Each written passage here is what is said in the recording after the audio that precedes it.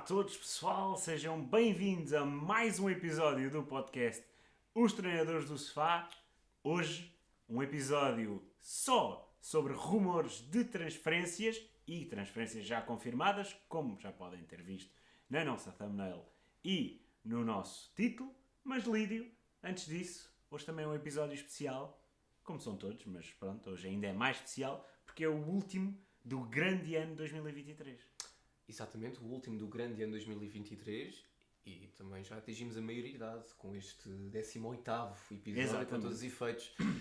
Além disso, gostei da tua apresentação, estavas forte, fortíssimo. Estávamos bravo. fortíssimos, como tivemos nós ao longo do ano. Talvez as pessoas só tenham visto os últimos 3 meses. Exato, Mas 3, 4.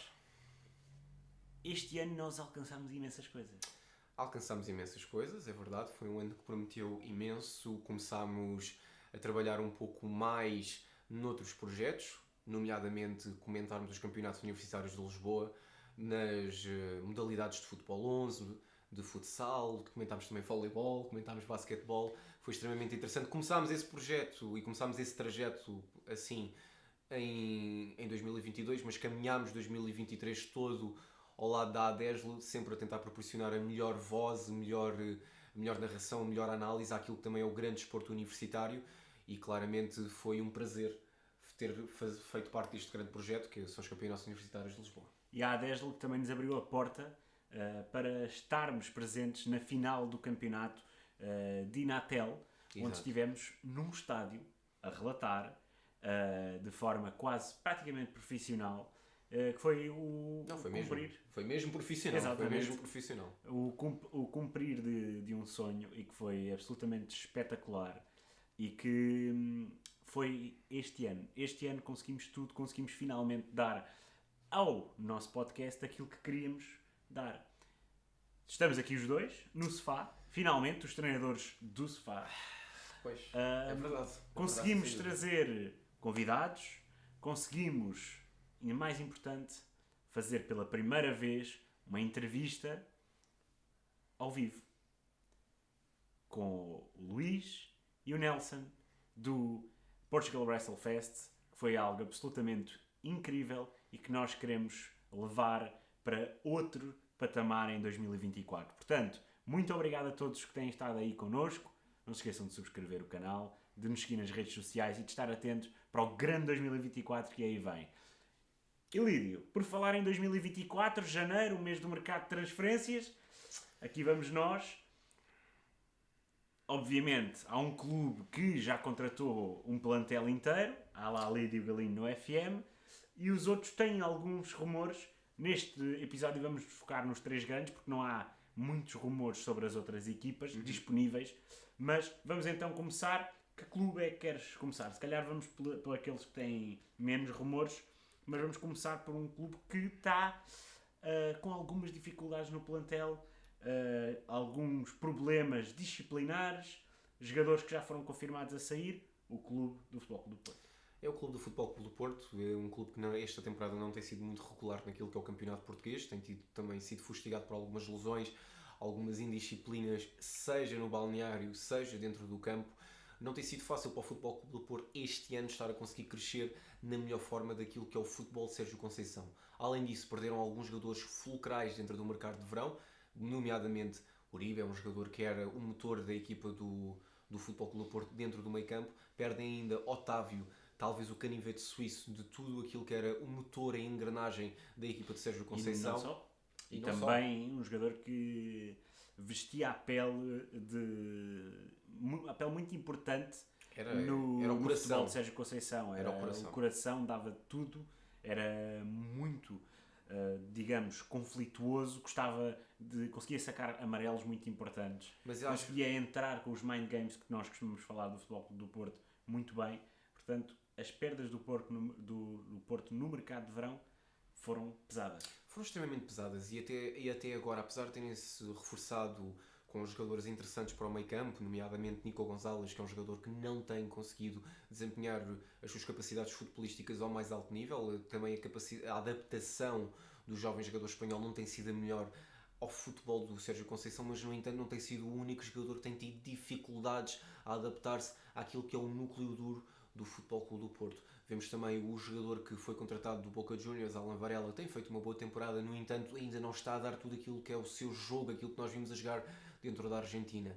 Jogadores que já estavam cá e estão a conseguir agora sim florescer de uma forma incrível é Stefan Eustáquio, o melhor jogador canadiano de 2023, tem feito uma temporada muito boa, tem conseguido arcar com aquilo tudo que é construção de jogo recuado e construção de jogo avançado do Futebol Clube do Porto. É o verdadeiro maestro dentro de campo. No entanto, a equipa não tem conseguido desempenhar ao mais alto nível tudo aquilo que é aquilo que ele facilita.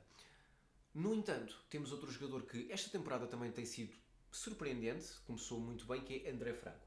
Um jogador que agora não tem tido o mesmo fulgor, mas é um jogador sempre interessante para ter às suas ordens. Acho que a equipa de Sérgio Conceição vai ter que, sem dúvida, resolver o seu problema no meio campo, mas acho que não é no meio campo que estão os seus problemas, Diogo, é na defesa. É na defesa, começamos já com o primeiro rumor, é que David Carmo está mesmo em busca de uma nova casa. Clube, uma nova casa. Depois de começar a ser utilizado esta época, depois de uma primeira época absolutamente desastrosa, com muitas vezes a estar na bancada, nem no banco estava, muitos poucos jogos pela equipa do Porto. Esta época começou a ser utilizado, no entanto as coisas não correram assim tão bem. Mas aliás não tem estado a correr bem à equipa do Porto no eixo da defesa. Portanto, Marcano lesiona-se de forma grave, está de fora, quase até ao final da época. Pepe constantemente lesionado, com alguns problemas de disciplina, já 2 expulsões nesta época. Fábio Cardoso também muito intermitente.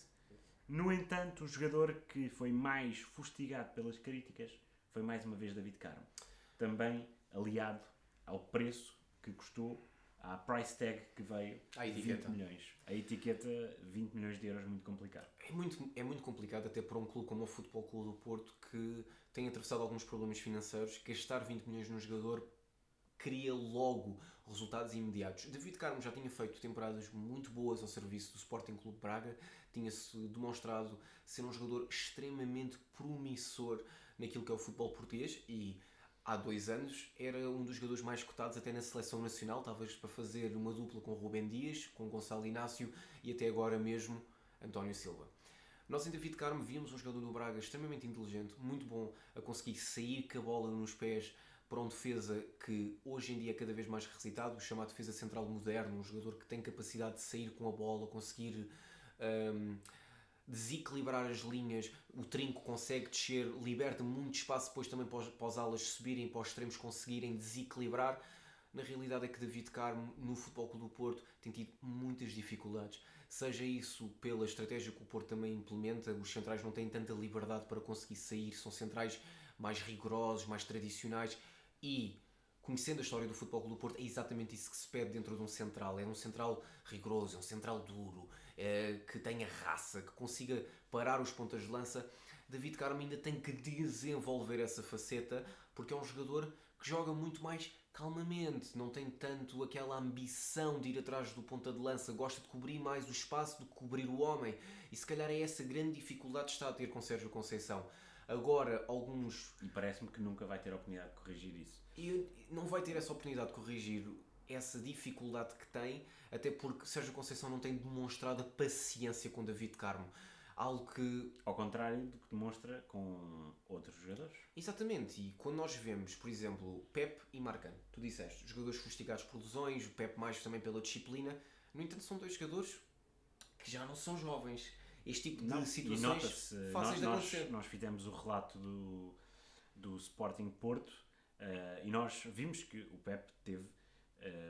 aliás, o Gyökeres só houve um jogador em que ele se superiorizou, que foi no Pepe. Foi ao Pepe. Até que o Zé Pedro O Zé Pedro ganhou mais duelos ao Gyökeres do que o Gyökeres ganhou ao Zé Pedro. Mas ao contrário, aliás, o Pepe, o primeiro cartão amarelo, é completamente ultrapassado.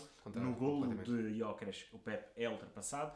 E depois, obviamente, a culpa recai muito sobre o Pepe no que toca à derrota do Porto. Porque quando o Porto estava a crescer no jogo, o Pepe tem uma atitude infantil e é expulso. Mas, no entanto, o Pepe não deixa de ser o capitão do Futebol Clube do Porto e é defendido dentro do seio, dentro da direção, dentro da equipa técnica, é defendido com unhas e dentes como ser um jogador a Porto e isto tudo. No entanto, publicamente, Sérgio Conceição criticou David Carmo depois da derrota frente ao Estoril, uma derrota pesada que tirou o clube da Taça da Liga. E que vemos, assim, David Carmo a cometer um erro que dá a vitória ao Estoril. Já tinha cometido outros erros, está ligado a maus resultados do Porto, mas, no entanto, não pode estar isolado nas culpas. David Carmo teve culpas, mas também teve tantos outros jogadores que não são apontados. Segundo a notícia que o 00 avançou, foi isto que David Carmo mencionou no balneário do Porto, é que parece que existe um tratamento preferencial a certos e determinados jogadores que ele não recebeu. Não teve a paciência, como tu disseste, a Sérgio Conceição não teve a paciência para lidar com David Carmo. E o resultado é que David Carmo neste momento está a treinar com a equipa B, não se sabe sequer se vai jogar pela equipa B e vai então sair do Porto em janeiro, quase de certeza. Portanto, este é o rumor, ainda não existem clubes associados a David Carmo, mas seja por empréstimo, seja por uma venda, que eu duvido que seja de facto uma venda, pois o valor de David Carmo neste momento está muito abaixo daquilo que o Porto pagou.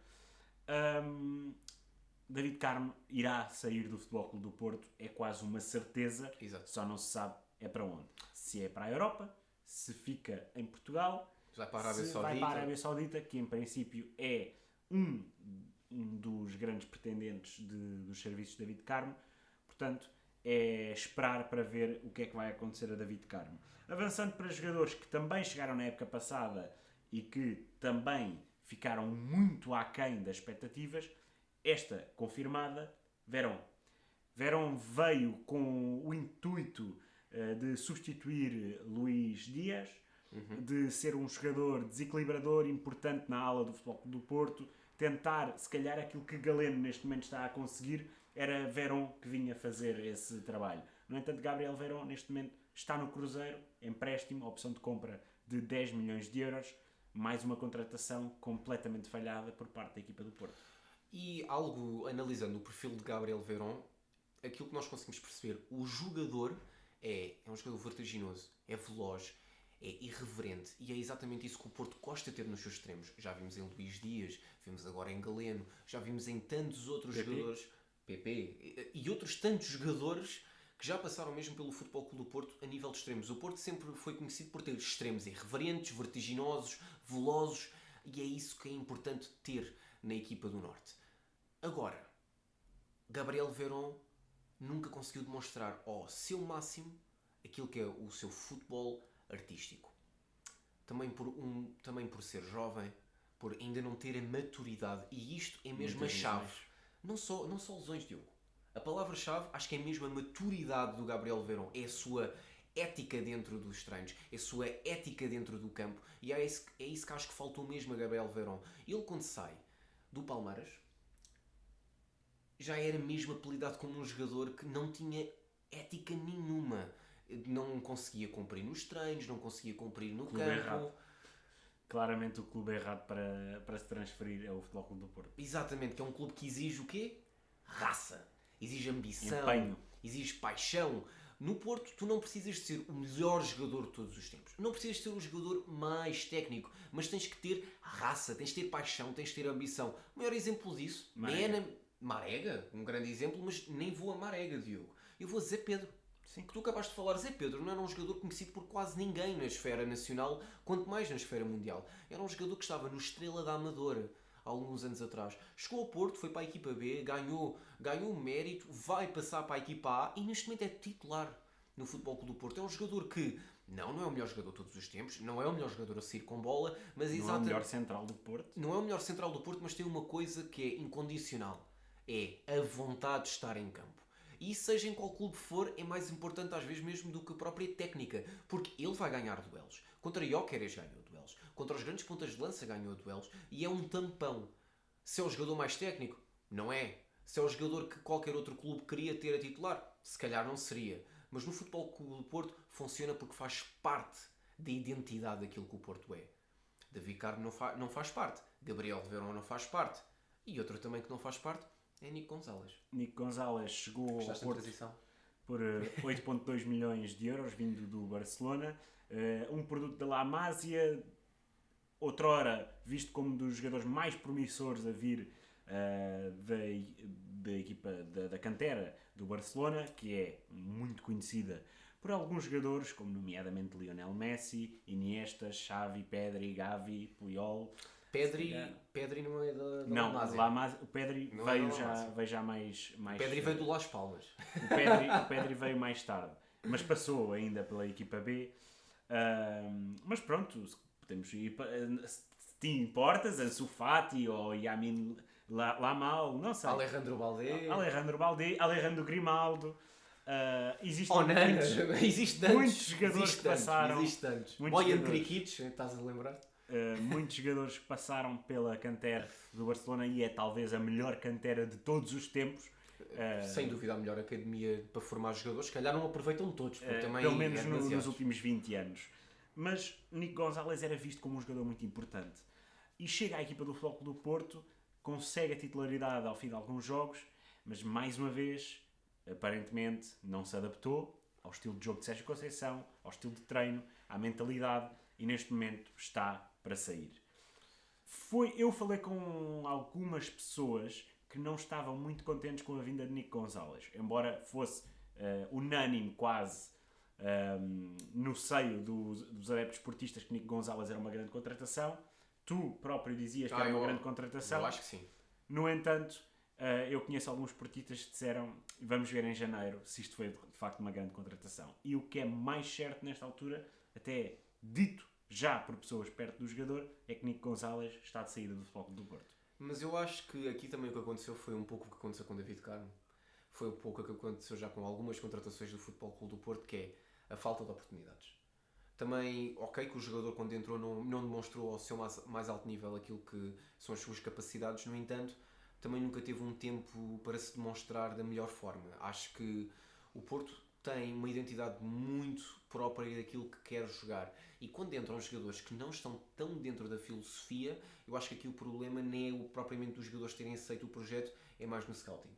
Acho que o scouting do Porto nos últimos anos tem falhado imenso, até porque não consegue nunca contratar jogadores que realmente se identifiquem com aquilo que é a identidade do Porto. Nós podemos olhar, e agora olhamos para Nico Gonzalez, um jogador que era cogitado como das maiores promessas a sair da La Masia, das melhores promessas a sair para o Barcelona, no entanto não tem tido uma oportunidade clara em todos os clubes que passou. É um jogador que eu vejo nele uma grande capacidade técnica, vejo nele uma grande capacidade para ser um médio de alto nível, porque eu já vi jogos do Nico Gonzalez, já vi jogos, seja quando ele era jovem ainda ele é, claro, mas quando ele, hoje em dia jovem no futebol é 16 anos, se fomos por aqui, quando ele jogava ainda no Barcelona, nos Júniors, quando ele jogava no Barcelona B, quando eu jogava no Barcelona, quando ele esteve no Valência, ainda cheguei a ver alguns jogos do Nico Gonzalez e aquilo que eu vi, Diogo era um jogador extremamente promissor, grande toque de bola, consegue construir, consegue ter raça.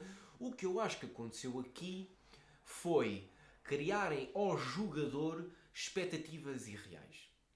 Que é, tu já tens nome, tu já fizeste já demonstraste as tuas capacidades técnicas. Jogas no Barcelona, és automaticamente uma estrela. É, exatamente. A mesma coisa que aconteceu com Ansu Fati. Exatamente, e Ansu Fati neste momento está a provar no Brighton que veio para um clube inferior àquilo que é o Barcelona, mas está a aproveitar as suas oportunidades e é isso que importa. Nico Gonzalez podia ter visto este desafio no Futebol Clube do Porto como um desafio em que eu vou treinar mais, eu vou conseguir mais oportunidades, eu vou conseguir ter uma ética melhor, mais raça, mais ambição, mais paixão. Parece que estou-me a repetir, mas é isto que é a ética do Porto. No entanto, acho que o problema também não é só do jogador. Acho que aqui o problema foi também um erro de scouting, foi o próprio Sérgio Conceição não dar a oportunidade aos jogadores, que eu acho que se eu for criticar os três treinadores dos três grandes, eu estou a criticar agora mais Sérgio Conceição, mas já vamos ao Sporting e ao Porto. Porque no Porto aquilo que eu vejo mais é falta de rotatividade e falta de aposta. Acho que é chave. Só há rotatividade quando há lesões. Sim, o Porto nesta altura é um bocado assim, no que toca precisamente à falta de rotatividade. Os pontas de lança, o Porto tem 6. Tony Martínez também tem rumores para sair, no entanto ainda sem clubes confirmados, mas quem tem muitos rumores é Taremi. Taremi está a ser visto por clubes da Arábia Saudita, pelo Milan, que que tentou contratar Taremi no verão passado, e o Inter de Milão. Taremi está perto de fazer o pior ano civil desde que está em Portugal. Está a fazer uma época muito abaixo daquilo que é o habitual do ponta de lança iraniano, e é também acusado de muita falta de compromisso, tendo em conta o negócio que esteve muito próximo de acontecer com o Milan e que caiu porque o próprio Milan acusou o Porto de falta de profissionalismo nas negociações. E isto é uma situação complicada. Nós não nos podemos alongar muito mais no Futebol Clube do Porto, até porque já estamos a esticar um bocadinho, mas esta situação de Taremi é curiosa, pois foi um jogador que teve épocas absolutamente incríveis no Rio Ave, épocas incríveis no Porto, e teve uma porta aberta para ir jogar para uma das melhores equipas de todos os tempos, o AC Milan, uma das melhores equipas da Europa, jogar com grandes jogadores. Uma equipa jovem, promissora também. Caiu esse negócio e neste momento está com muitos rumores à volta, que pode ser o Inter, pode ser o Milan, o próprio Inter, que está quase em falência técnica. Outra notícia que será para um negócio, para um episódio futuro, para um episódio futuro, mas está complicado a vida a Taremi nesta altura, que parece-me que está em rota de colisão com a equipa do Futebol Clube do Porto. Mas acho que, Diogo, se nós formos a ver o passado do Futebol Também Clube do nós Porto... podemos esquecer que acaba contrato já esta época. Mas é aí que eu vou chegar, Diogo. Eu acho que o Porto já devia ter aprendido com este tipo de situações de jogadores a sair a custo zero, porque já não é o primeiro que pode sair. Já saiu Corona, Brahimi, Herrera... Já saiu vários jogadores Marega. Importantes do Futebol Clube do Porto a custo zero. Portanto, habilitar a perder um jogador como o Taremi, que já não é novo... Uribe. Sim, exato. Portanto, acho que o Porto tem uma masterclass em perder jogadores importantes a custo zero. E isto não podia voltar a acontecer. Claro que o Taremi, se fosse para continuar e vender, teriam pelo menos renovado um ano, renovado 2 anos para ter valor. Tiveram uma oportunidade boa de vender o Taremi e eu entendo claramente que não é fácil vender um jogador preponderante como o Taremi para um projeto desportivo. No entanto, já tinham lá jogadores extremamente interessantes para pontas de lança. Os jogadores que agora não estão a render porque não têm essas oportunidades, como Fran Navarro, como Tony Martínez, Danny Loader, como Danny Loader, que foi um jogador que entrou, conseguiu fazer estragos e tal, e é um jogador extremamente interessante. Portanto, o Porto, o que não falta são opções, e se calhar já estava na altura de dar essas oportunidades a jogadores mais jovens. No entanto, não foram dadas. Agora, o único rumor de entrada que o Porto tem é exatamente para o seu maior problema, que é na defesa, que é o Otávio Ataíde. Sim. Do Famalicão, mas não está nada fácil de se concretizar este negócio, não, porque o Famalicão pede 15 milhões de euros. E quando vemos muitos comentários a dizer o quê? O quê? 15 milhões? Como é que um clube como o Famalicão pode pedir? E por que não?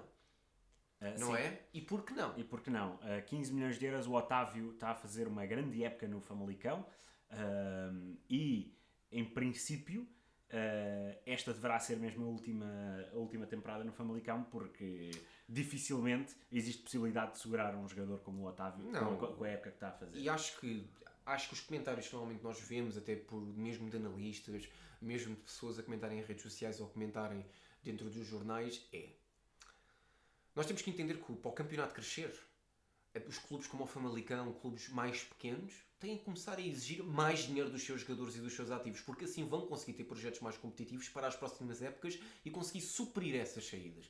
Não é vender jogadores como o Otávio a 2, 3 milhões, porque o Otávio, se estivesse no campeonato espanhol, no campeonato francês, no campeonato alemão, no campeonato italiano e no campeonato inglês... Era vendido por 15, 20 milhões. Não, ou mais. Era vendido se calhar por 30 ou 40 milhões pela inflação dos próprios campeonatos. Sim. Portanto, nós temos que ver dessa forma. O campeonato inglês funciona mais com jogadores ingleses. Mas mesmo os jogadores internacionais têm valores mais elevados. Tu não vendes o jogador no campeonato inglês para fora abaixo de 15 milhões.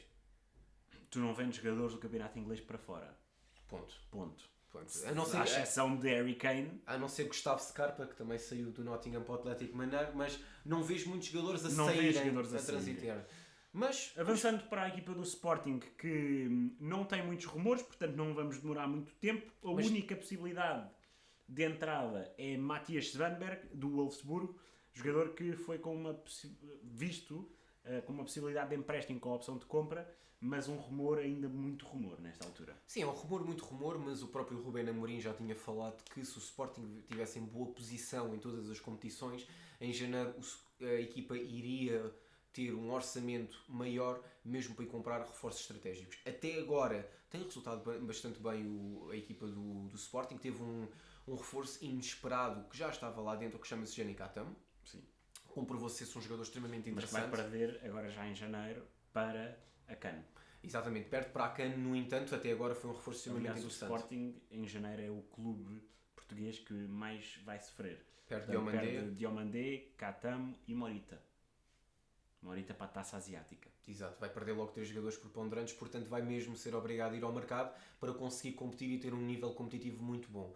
Portanto, a chegada de Matthias Svanberg é um jogador que parece que o Sporting viu que o mercado nórdico era exatamente aquilo que precisavam, com Ruhlmann e Gyökeres, e portanto vai buscar do Benfica. Exatamente, e agora vai buscar jogadores nórdicos. Não é os campeonatos nórdicos, é jogadores nórdicos. O Sporting no mercado de verão teve poucas contratações, mas cirúrgicas. Aliás, eu até já tinha falado disto.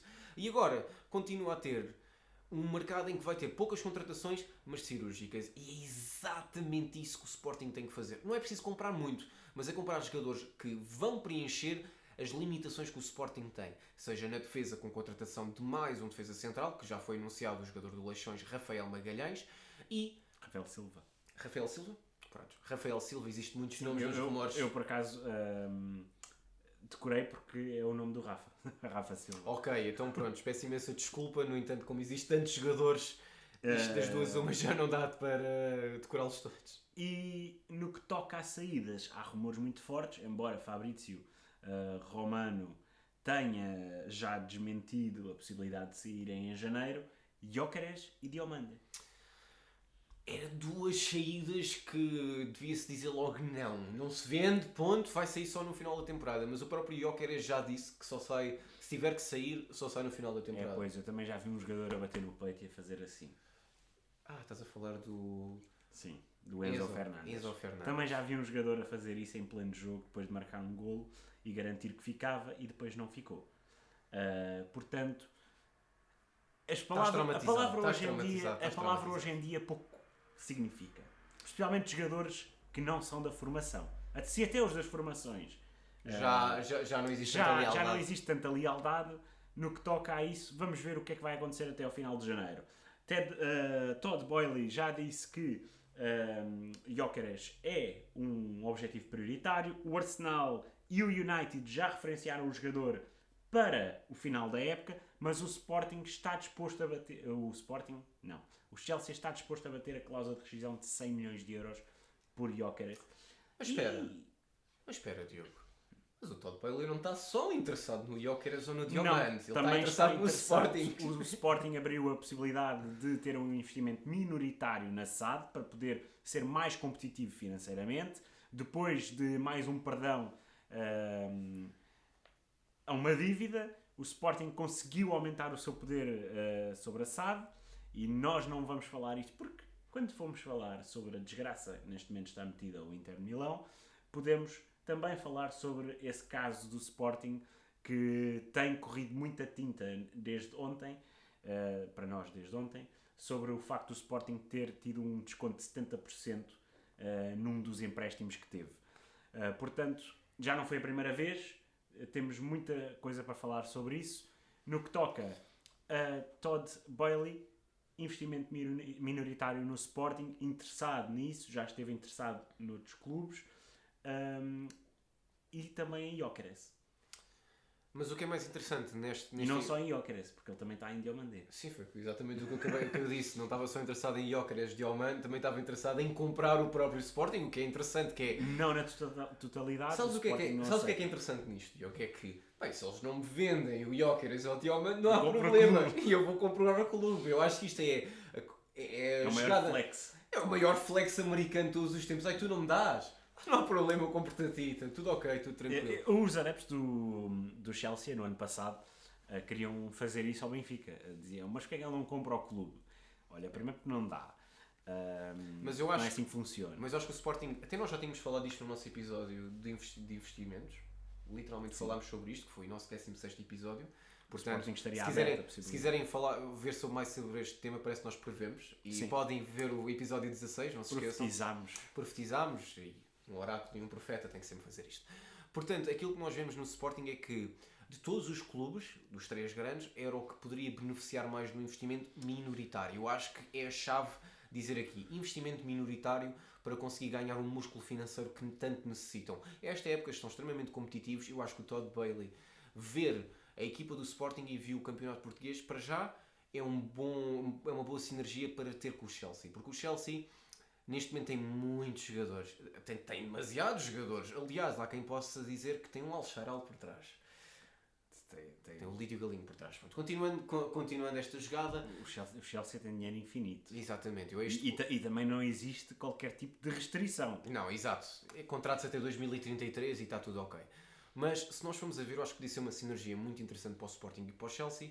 Claramente que iria facilitar certos negócios, mas ao mesmo tempo o Sporting iria ter aqui um músculo financeiro que é muito, muito, muito bom para a equipa lisboeta conseguir até para competir nas competições europeias, competir dentro do campeonato interno.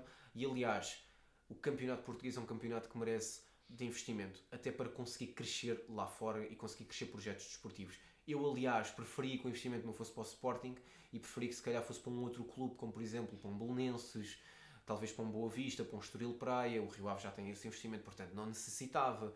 Para clubes em que realmente pudessem se tornar uma potência. Mas, se for para o Sporting, eu acho que é muito bem visto, até porque é mais do que merecido pelo todo o desempenho que o Sporting tem tido. E é uma equipa que já tem vindo a surpreender e tem este ano a ser talvez a melhor equipa em Portugal a jogar futebol. Ponto. No que toca também a Diomande, Arsenal e Chelsea estão interessados. O Arsenal com interesse ativo, bastante já para janeiro. O Arsenal que teve lesões também no início da época, que acabaram por desfalcar um bocadinho a defesa. Portanto, existe esta possibilidade falada de Diomande e não houve ninguém a desmentir sequer essa possibilidade de ser já em janeiro. Portanto, algo que o Sporting não iria gostar de certeza era perder mais um jogador em janeiro.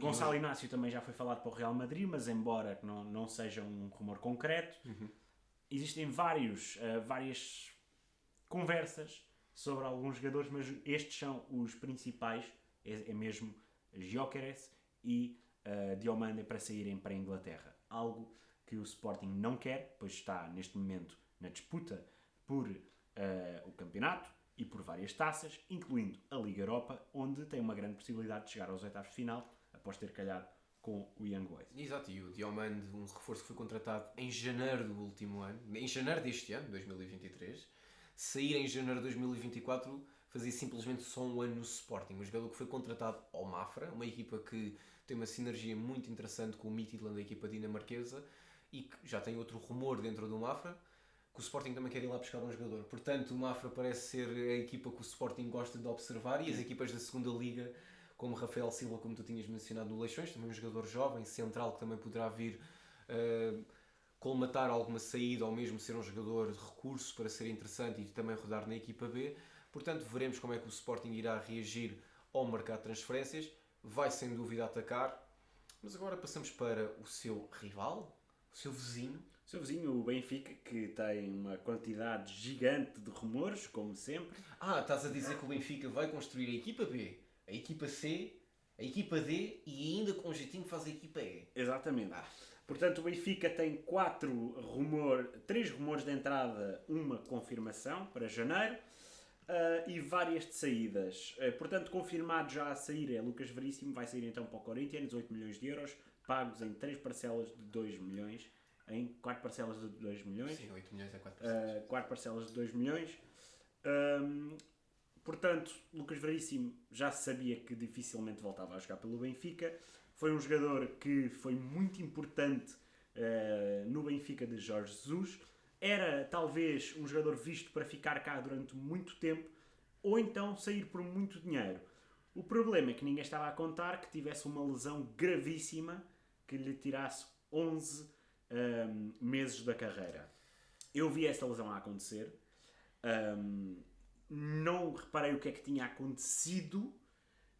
Pareceu-me ter sido um lance normal. Quando fui ver a repetição, de facto, Lucas Veríssimo tinha arrebentado por completo o seu joelho. Não, e não foi nada uma lesão fácil de se ver, até porque era um jogador que dava a ser o melhor central no Benfica, grande capacidade de E o construção Benfica de jogo. tinha uma grande capacidade defensiva na altura, embora Com três não tivesse o melhor futebol, estava a aguentar-se relativamente bem nas competições, porque tinha uma capacidade defensiva muito boa com Lucas Veríssimo, Otamendi e Vertonghen na altura.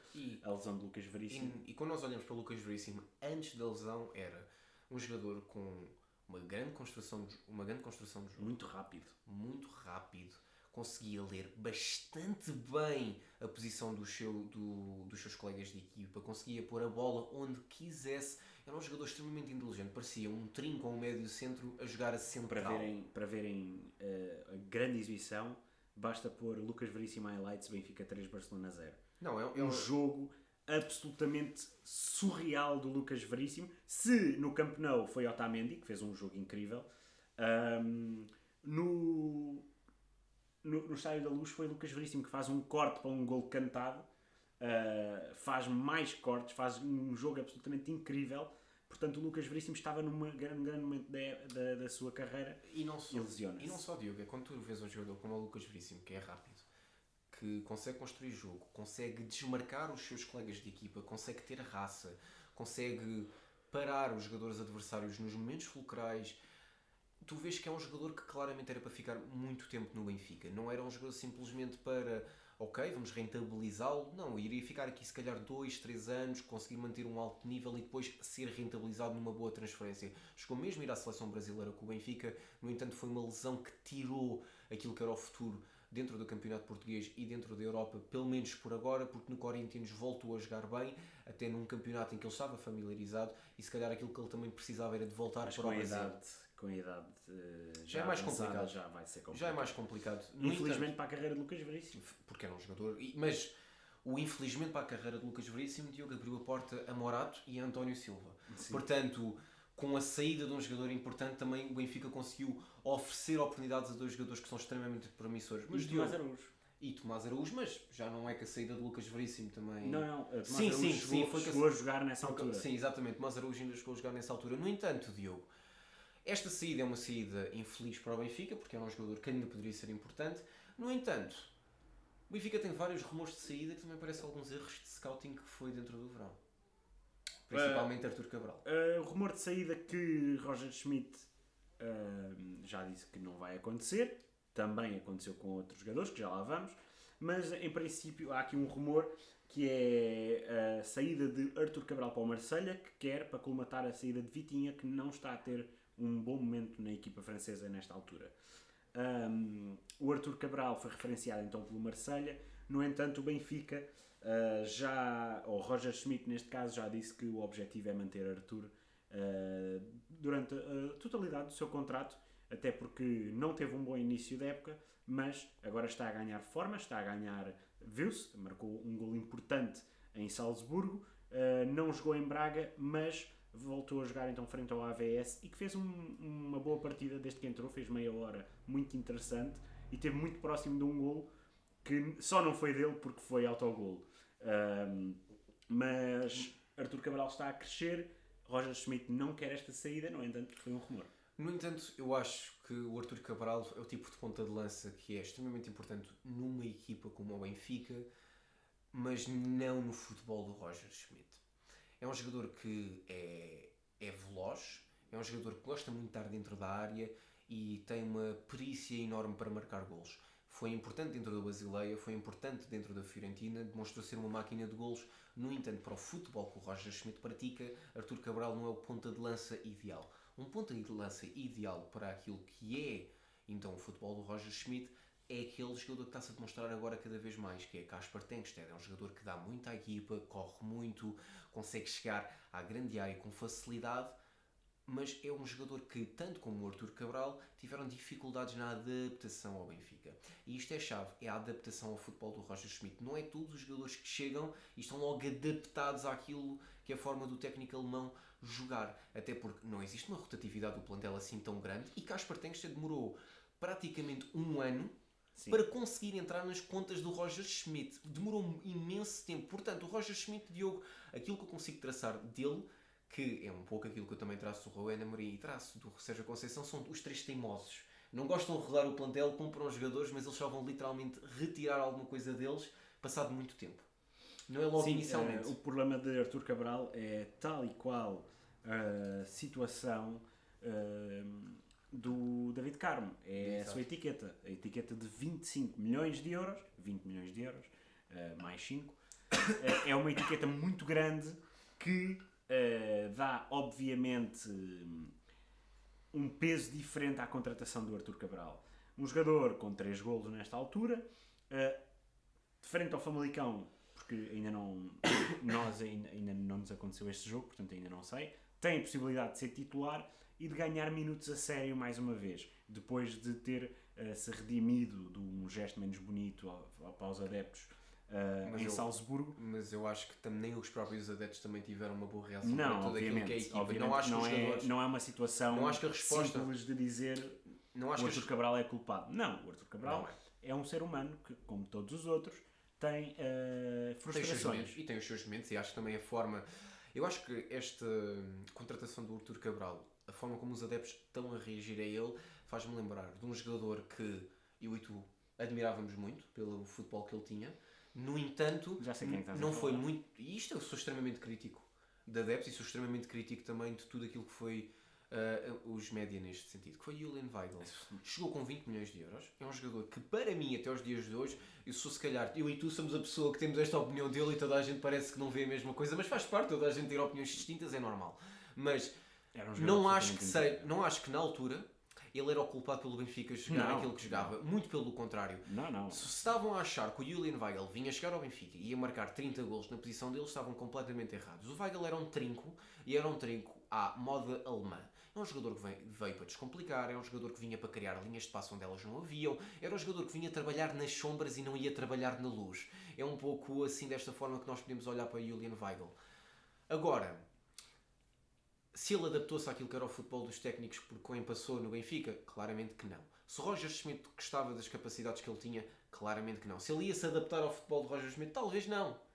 Mas é um jogador que já na Alemanha tinha-se adaptado bastante bem no Borussia Dortmund, saiu por causa de lesões, mas do Benfica até não teve muitas complicações a nível disso, até porque o campeonato português é menos intenso do que o campeonato alemão. No Borussia Mönchengladbach é nada mais, nada menos do que capitão, titular absoluto, é um jogador que é a voz da equipa e, além disso, consegue sempre transmitir tudo aquilo que é o futebol dele e descomplicar. Claramente que o Borussia Mönchengladbach não é neste momento um gigante alemão, nem está a ter das melhores temporadas, no entanto não deixa de ser um jogador preponderante que parece que muitas pessoas esqueceram-se que as boas exibições que teve com o Benfica fizeram ele chegar à seleção alemã, uma seleção que hoje em dia está a passar por uma reestruturação, mas não deixa de ser difícil de lá chegar. Portanto, Artur Cabral parece estar a sofrer exatamente isso, apesar de que o desempenho que o Artur Cabral está a ter está muito abaixo daquilo que era o Weigl, na minha opinião, até posições distintas, e também o futebol Roger Schmidt é muito mais difícil de se adaptar. Alguns rumores menos fortes nesta altura é Chiquinho e Rafa, que Sim, ainda sem clubes apontados, mas que Rafa dificilmente sairá em janeiro, pois Roger Schmidt vai sair a custo zero. é muito provável que saia a custo zero. Roger Schmidt não abdica de Rafa em janeiro e o Benfica há de perder o jogador a custo zero. E pouco à imagem daquilo que tu falaste do Porto. Um pouco aquilo que eu falei do Porto e mais uma vez uma má ação por parte do Roger Schmidt, Diogo. Mais uma vez perdeu o Grimaldo a custo zero. Mas aí a culpa não foi de Roger Schmidt. Não, podia ter uma renovação mesmo na mesa, no entanto o Benfica podia ter capitalizado com a saída do Grimaldo no verão, mesmo a dinheiro. Não conseguiu, saiu por custo zero. Rafa Silva tinha uma proposta em cima da mesa no mercado do verão, antes da época começar, para sair para o mercado das Arábias, para o Qatar. Uma proposta por 20 milhões para um clube do Qatar, que nunca foi divulgada em si, mas podia ter sido a melhor opção para os dois. No entanto, nem o Rafa nem o Roger Schmidt quiseram.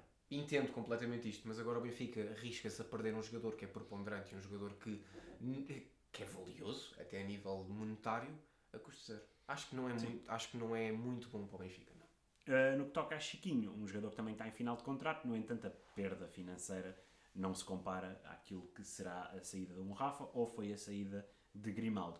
Um jogador que este ano voltou a perder O ímpeto. até porque aparece João Neves, existe Coxo, existe Florentino, 3 jogadores que são obviamente os 3 melhores do meio campo. Ainda existe Auschwitz para fazer aquela João posição. Mário a jogar naquela posição, existe Auschwitz para jogar na posição, portanto o Chiquinho acaba por ser o menos... Acaba por ser o lesado desta situação e penso que a saída até poderá ser mais vantajosa para o Chiquinho.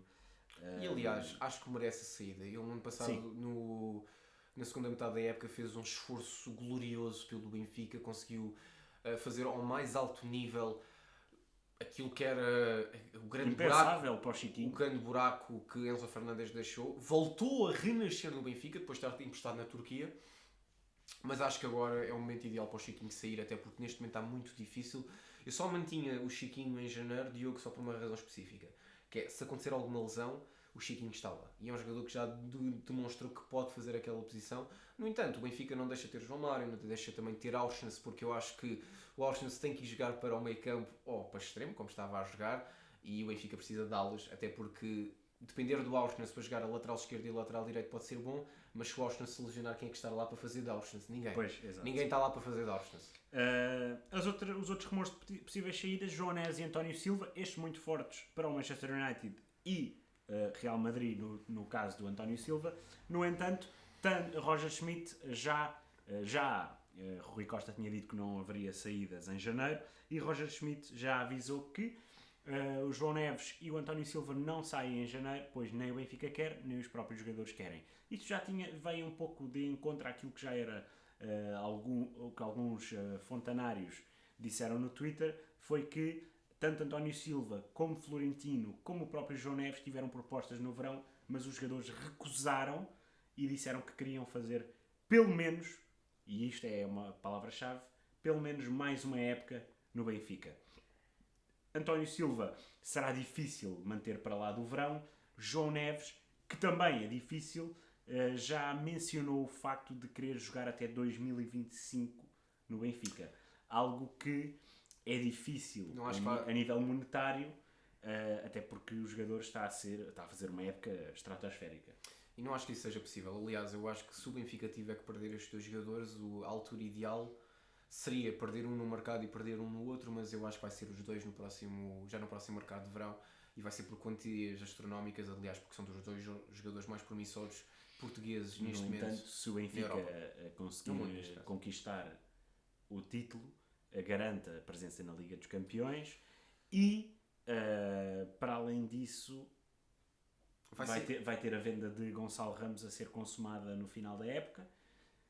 Algo que dá um conforto financeiro ao Benfica para poder recusar pelo menos uma das propostas. Sim, o Benfica a nível financeiro até está bastante bem. No entanto, acho que não vai conseguir resistir ao assédio por António Silva e por João Neves, até porque são também existe o rumor de João Neves renovar já em janeiro, mas para aumentar a cláusula para 150 milhões e chegar ao teto salarial. Eu acho que faz todo o sentido, aliás, porque o João Neves já demonstrou desde o início que é um jogador que quer continuar no Benfica.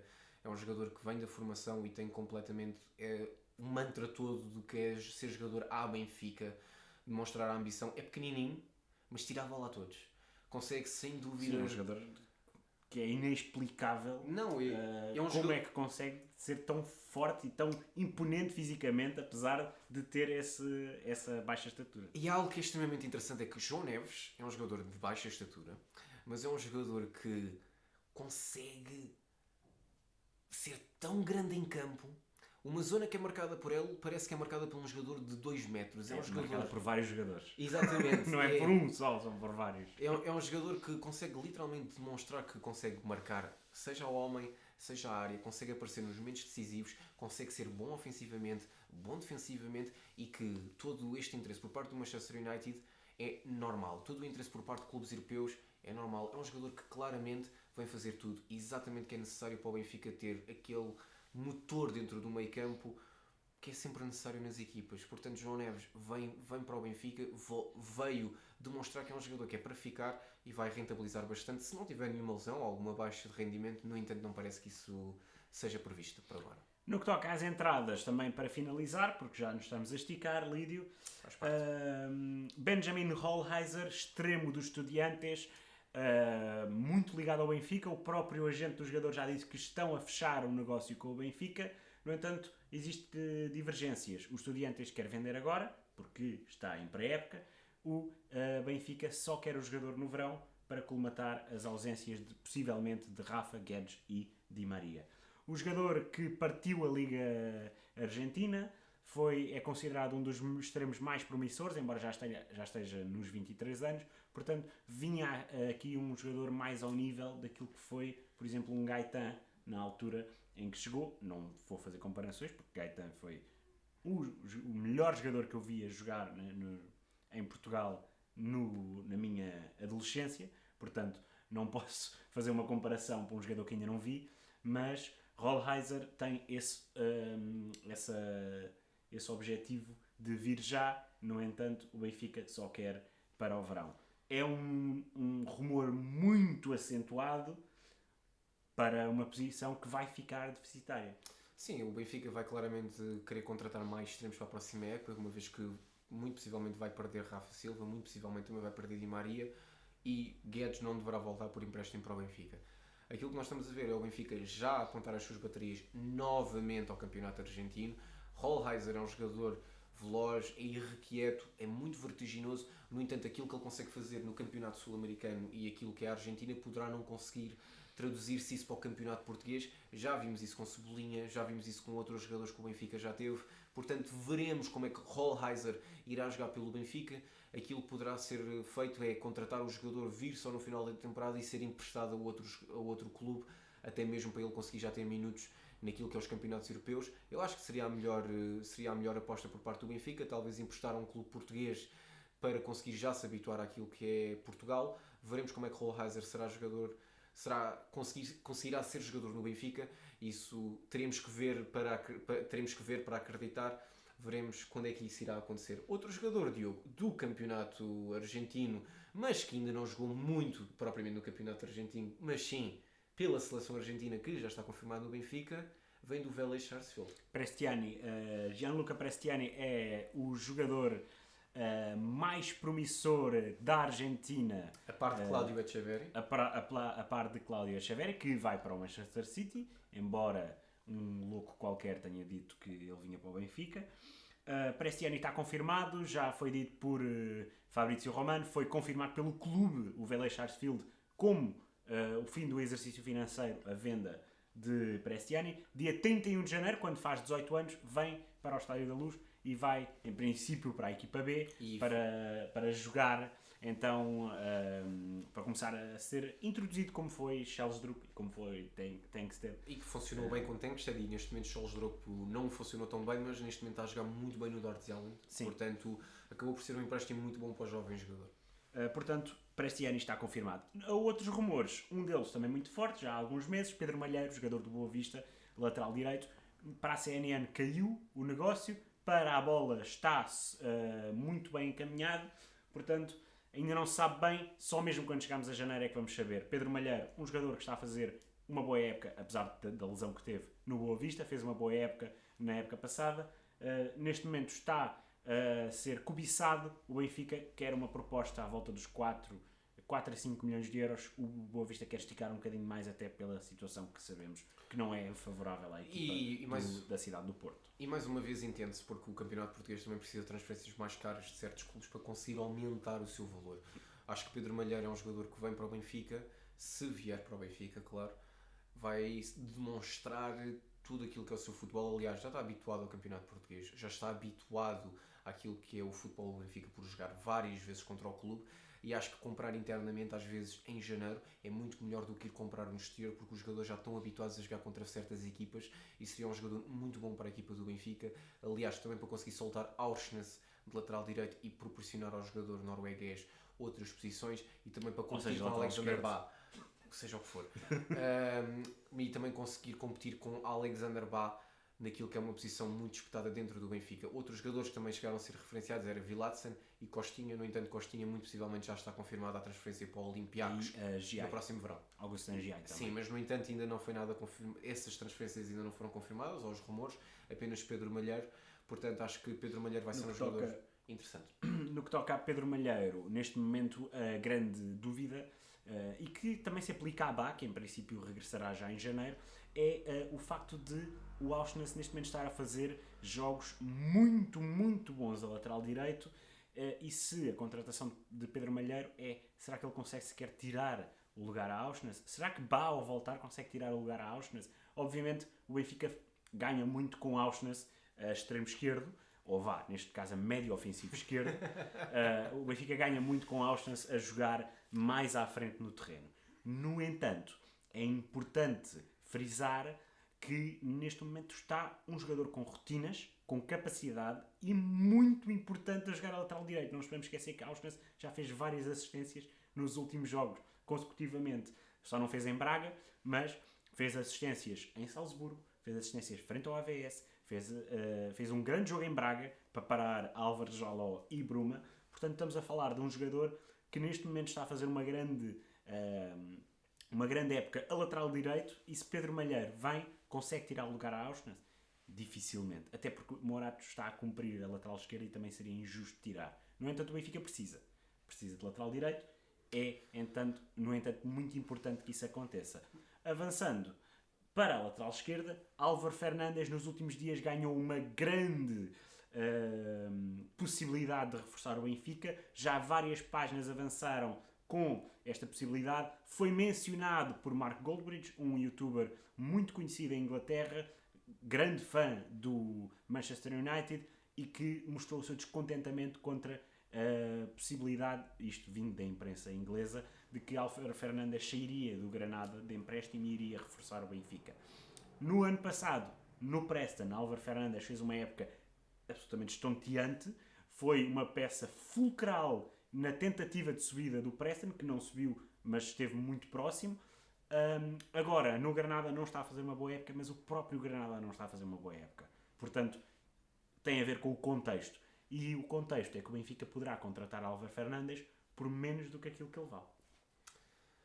E isso seria extremamente interessante, e seguir mais uma vez aquilo que é o fetiche do Benfica em jogadores espanhóis para a ala esquerda. Portanto, assim, é muito comparado a Grimaldo, Álvaro Fernandes. Portanto, exato, portanto... E seria um negócio semelhante, vindo em janeiro, tal como Grimaldo também veio em janeiro de 2016. Acho que ele faz parte da Seleção Nacional Espanhola Sub-21, mas também for um bocado como o Grimaldo, e ele vai demorar muitos anos a chegar à Seleção lá espanhola. Portanto, eu não sei a que ponto é que também é bom a chegada do Álvaro Fernandes para o futuro da carreira dele. Não é para o Benfica, é para o futuro da carreira dele. Mas o caso de Grimaldo foi um dos casos mais... gritantes da falta de noção no que toca aos selecionadores do país dos nossos hermanos. Até Pedro Porro, Diogo, foi chamado mais cedo.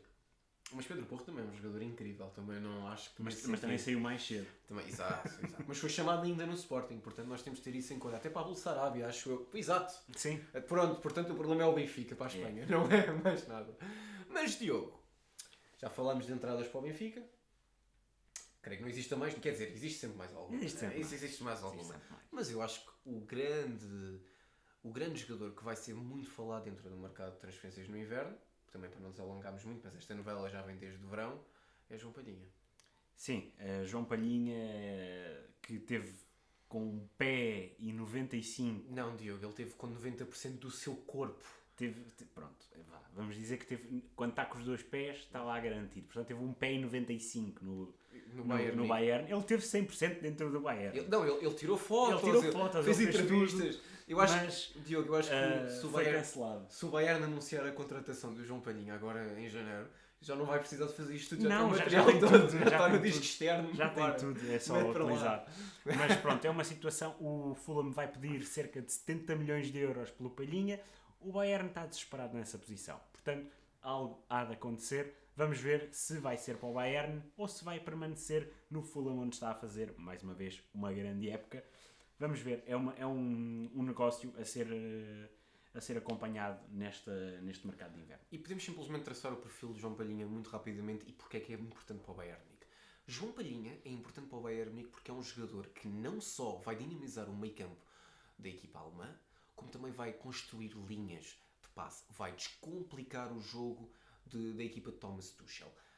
Além disso, vai conseguir muito bem parar os contra-ataques das equipas contrárias, dos adversários, vai conseguir contrapor o Gegenpress das equipas alemãs, porque é um jogador possante, é muito inteligente e já na Premier League já demonstrou que é dos melhores, mas mesmo dos melhores médios que existem a jogar em Inglaterra. João Palhinha é importante para o Bayern Munique, no entanto também é fulcral para o Fulham. Vamos ver no que é que vai acontecer. E nós vamos ficar por aqui. Desejamos então um bom 2024 a todos, seja na companhia dos treinadores do sofá, cada vez mais, com novos conteúdos, novos convidados e, acima de tudo, muitas transferências no mercado de inverno. Mais uma vez, Lídio. Um grande obrigado, Diogo. Os Treinadores do Sofá é um projeto que já existe há 3 anos. Sim, a caminho do quarto. A caminho do quarto, portanto, tem sido um prazer estar com vocês ao longo destes 3 anos. Também nós estamos a conseguir ser mais consistentes nesta reta final de 2023 e 2024 promete muito. Veremos se vai haver uma quarta temporada, vamos que só com a terceira. Sim, o objetivo é continuar com a terceira até nós temos mesmo que parar um mês ou 2, portanto veremos o que é que vai acontecer, mas muito obrigado a todos que estão a ver. Feliz 2024. Fiquem sempre no sofá, apesar de nós já tínhamos sido este ano os treinadores do Ringo, os treinadores do Natal, já fomos muita coisa. Mas o que interessa é que muito obrigado pelo vosso apoio. Não se esqueçam de subscrever o canal, comentar, deixar um gosto e muito obrigado por tudo. Acho que é a palavra gratidão por tudo. Boas entradas e até à próxima.